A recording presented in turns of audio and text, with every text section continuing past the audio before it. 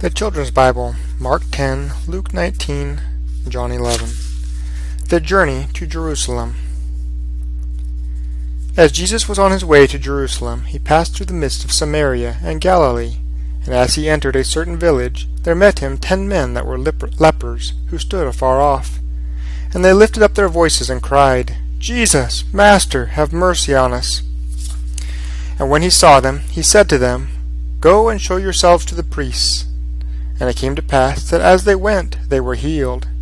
And one of them, when he saw that he was healed, turned back, and with a loud voice glorified God, and fell down on his face at his feet, giving him thanks. And he was a Samaritan. And Jesus said, Were there not 10 healed? Where are the 9? Only this stranger has returned to give glory to God. And he said to him, Arise, go your way, your faith has made you whole.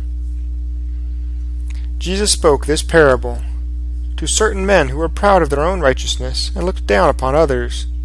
This is the parable. 2 men went up into the temple to pray, the one a Pharisee, and the other a tax collector. The Pharisee stood and prayed by himself in these words, God, I thank you that I am not like other men, greedy, unjust, indulgent, or like this tax collector. I fast twice in the week, and I give 1/10 of all I own to charity. But the publican, standing afar off, would not lift up so much as his eyes to heaven, but beat upon his breast, saying, God, be merciful to me, a sinner. I tell you, this man went down to his house justified rather than the other. For everyone that exalts himself shall be humbled, and he that humbles himself shall be exalted. Now they were on the road going up to Jerusalem, and Jesus went before them. And as the disciples followed, they were amazed and afraid. Then he called again the 12, and began to tell them what things should happen to him, saying, Behold, we shall go up to Jerusalem. The Son of Man shall be delivered to the chief priests and to the scribes, and they shall condemn him to death, and they shall deliver him to the Gentiles, and they shall mock him, and shall beat him, and shall spit upon him, and shall kill him. And on the 3rd day he will rise again.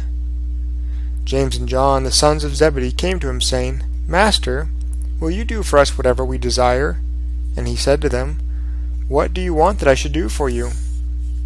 Grant us, they said, that we may sit, one on your right hand, and the other on your left hand, in your glory.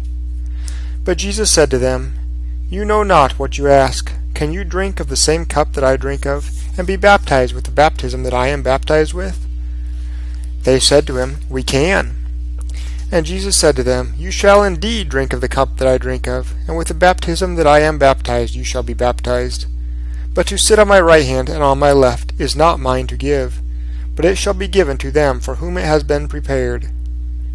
When the other 10 heard it, they began to be much displeased with James and John. But Jesus called them to him, and said to them, You know that they which rule over the Gentiles exercise strong authority over them. But it shall not be so among you. Whoever will be great among you shall be your servant, and whoever of you will be the greatest shall be a servant to all. For even the Son of Man came not to be ministered to, but to minister, and to give his life as a ransom for many. Jesus entered and passed through Jericho. And there was a man named Zacchaeus, the chief among the tax collectors, who was rich, and who tried to see Jesus to learn who he was. But he could not because of the crowd, for he was small in size. So he ran ahead and climbed up into a sycamore tree to see him, for he was to pass that way. When Jesus came to the place, he looked up and saw him, and said to him, Zacchaeus, make haste and come down, for today I must stay at your house. And he made haste and came down, and received him joyfully.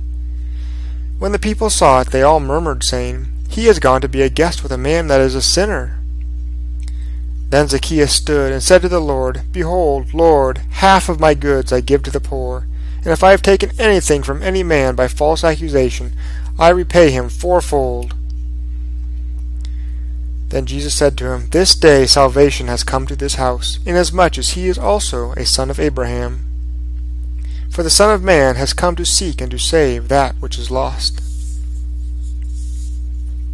Now it came to pass, as they went, that he entered into a certain village called Bethany, and a certain woman named Martha received him into her house. and she had a sister called Mary, who sat at Jesus' feet and heard his word. But Martha was busy with much serving, and came to him and said, Lord, do you not care that my sister has left me to serve alone? Tell her, therefore, that she should help me. Jesus answered and said to her, Martha, Martha, you are careful and troubled about many things, but only one thing is needful. Mary has chosen that good part which shall not be taken away from her. On another occasion, Lazarus, the brother of Mary, was sick, so his sister sent word to Jesus, saying, Lord, he whom you love is sick.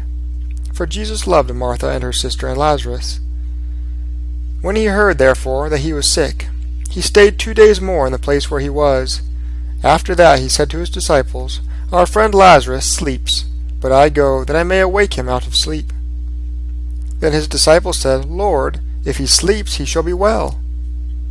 Then Jesus said to them plainly, Lazarus is dead, and I am glad for your sakes that I was not there, in order that you may believe. Nevertheless, let us go to him. Then Thomas, who was also called the twin, said to his fellow disciples, Let us go also that we may die with him. When Jesus came, he found that Lazarus had lain in the grave for 4 days already. And since Bethany was close to Jerusalem, about 2 miles away, many of the Jews had come to Martha and Mary to comfort them concerning their brother. Now Martha, as soon as she heard that Jesus was coming, went and met him, but Mary sat still in the house. Martha said to Jesus, Lord, if you had been here, my brother would not have died. But I know now that even now whatever you will ask of God, God will give it to you. Your brother shall rise again, said Jesus. And Martha said, I know that he shall surely rise again in the resurrection on the last day. Jesus said to her, I am the resurrection and the life. He that believes in me, though he is dead, shall live. And whoever lives and believes in me shall never die. Do you believe this? She said to him, Yes, Lord, I believe that you are the Christ, the Son of God, which was to come into the world. And when she had so spoken, she went her way, and called Mary her sister secretly, saying, The Master has come and calls for you. As soon as Mary heard that, she arose quickly and came to him. Now Jesus was not yet in the town, but was in that place where Martha met him. The Jews then, who had seen her in the house and had comforted her, when they saw Mary rise up hastily to go out and followed her, began to follow her, saying, She goes to the grave to weep there. When Mary had come to where Jesus was, and saw him, she fell down at his feet, saying, Lord, if you had been here, my brother would not have died. When Jesus saw her weeping, and also the Jews that came with her, he groaned in the spirit, and was troubled, and said, Where have you laid him? And they said to him, Lord, come and see. Jesus wept, and the Jews said, Behold, how much he loved him. And some of them said, Could not this man who opened the eyes of the blind have caused that Lazarus should not have died? Jesus, therefore, groaning again within himself, came to the grave. It was a cave, and a stone lay upon it. And Jesus said, Take away the stone. Then Martha said, Lord, by this time he is decaying, for he has been dead 4 days. But Jesus said to her, Did I not say to you, that if you would believe you would see the glory of God? They took away the stone from the grave, and Jesus lifted up his eyes and said, Father, I thank you for having heard me, and I know that you hear me always, but because of the people who stand here, I said it, that they might believe that you have sent me. And when he had thus spoken, he cried out in a loud voice, Lazarus, come forth! And he that was dead came forth, bound hand and foot with grave clothes, and his face was bound with a napkin. And Jesus said to him, Unbind him and let him go. Then many of the people who had come with Mary and had seen the things which Jesus did believed in him. But some of them went their way and told the Pharisees what Jesus had done. Then the chief priests and the Pharisees held a council, saying, What are we to do? This man does many miracles. If we let him alone, all men will believe in him, and the Romans shall come and take away both our holy place and our nation. One of them, named Caiaphas, being the high priest that year, said to them, You know nothing, and do not realize that it is expedient for us that one man should die for the people, rather than the whole nation should perish.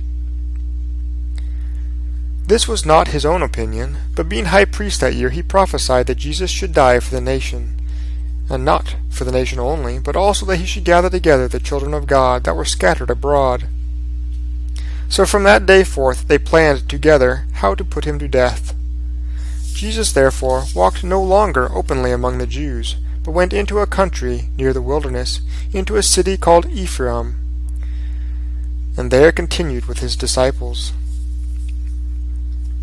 Now the Jews' Passover was near at hand, and many went out of the country up to Jerusalem before the Passover to purify themselves. There they looked for Jesus, and spoke among themselves as they stood in the temple. "What do you think? Do you believe that he will not come to the feast?" For both the chief priests and the Pharisees had given a commandment that if any man knew where he was, he should announce it, that they might seize him.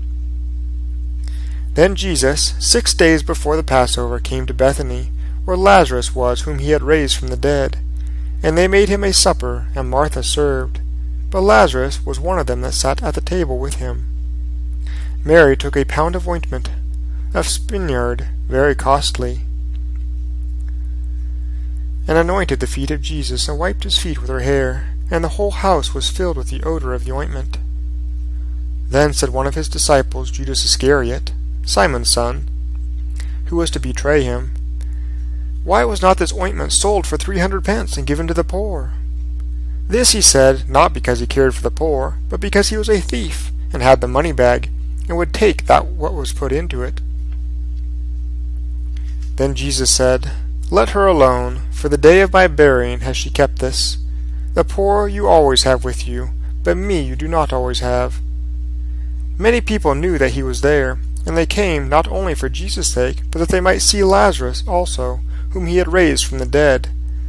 But the chief priests consulted together in order that they might put Lazarus also to death, because he was the cause of many of the Jews going away from them and believing in Jesus.